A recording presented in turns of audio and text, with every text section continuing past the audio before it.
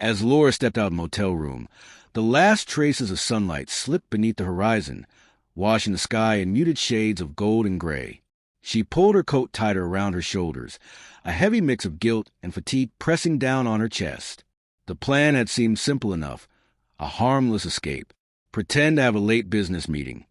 Spend a few stolen hours away from her husband, Mark, and return before he suspected anything. But time had betrayed her. The hours had stretched longer than she intended, and now all she wanted was to get home unseen, unnoticed, and unjudged.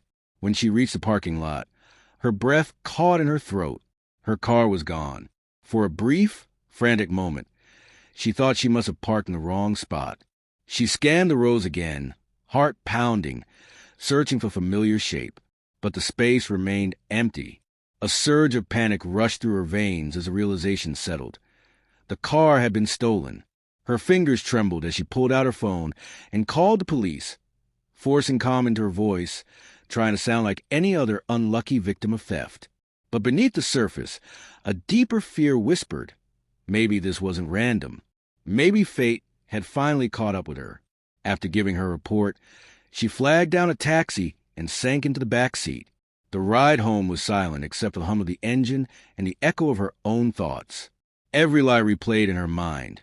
The excuse about work, the fabricated meeting, the forced smile she'd given Mark that morning, and the text she'd sent hours ago. Don't wait up. I'll be late. Each word now felt like a blade carving deeper into her conscience. But what truly terrified her was the thought of explaining the missing car.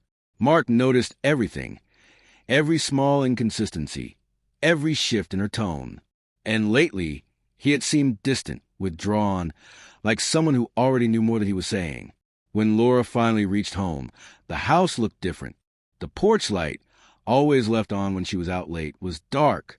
A faint unease crept over her. She unlocked the door and stepped inside. The air was still and cold. "Mark?" she called softly, setting her purse on the kitchen counter. No response, only silence, heavy and hollow. As she moved through the hallway, her unease grew into dread.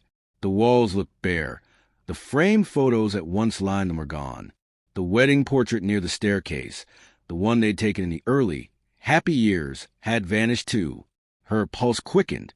She ran through the rooms, the drawers, the closets, the bedroom. Mark's things were missing. His clothes, his watch, even the old leather jacket he almost never wore. All gone. The truth struck like a lightning bolt. He had left.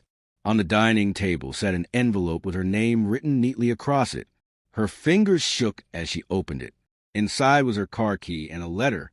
Her heart thudded painfully as she began to read. "Laura, I know everything. The motel. The lies. The man you thought I didn't know about. You weren't as careful as you believed. The GPS in your car told me where you were. I had it towed while you were inside. Consider this my goodbye." Tears blurred her vision. Mark's handwriting was calm, steady, no anger, no bitterness. "I didn't want a confrontation. I just wanted honesty. I deserve that much. Your car is at your mother's house. Pick it up when you're ready, not just to face her, but to face yourself." The letter slipped from her hands. She covered her mouth to stifle a sob. It wasn't the exposure that hurt most. It was the quiet restraint in his words. He hadn't shouted broken things or begged. He'd simply walked away, leaving her to face what she'd become. She ran to the bedroom, half hoping he might still be there, but the space felt hollow. His side of the closet was empty. On his pillow lay his wedding ring, placed neatly as if it were his final act of closure. Laura sank to the floor, clutching the ring, her cries echoing through the silent house. For the first time, the full weight of her betrayal crushed her. Losing her car meant nothing compared to losing the man who had loved her beyond her flaws. She wandered through the dimly lit rooms, every corner reminding her of the life she'd shattered. The laughter, the warmth, the shared mornings, all gone.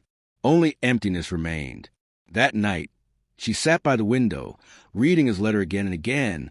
The words didn't change, but their meaning deepened with each repetition. There was no hatred in them, only truth. Mark hadn't punished her. He had freed himself. Outside, the night moved on, indifferent to her pain. But Laura stayed frozen, her world collapsing inward. Her car might wait at her mother's, but everything else, her marriage, her peace, her sense of self, had vanished in the darkness. She finally understood. The cruelest loss isn't being abandoned. It's realizing you destroyed something pure with your own hands. And now, there's no one left to blame,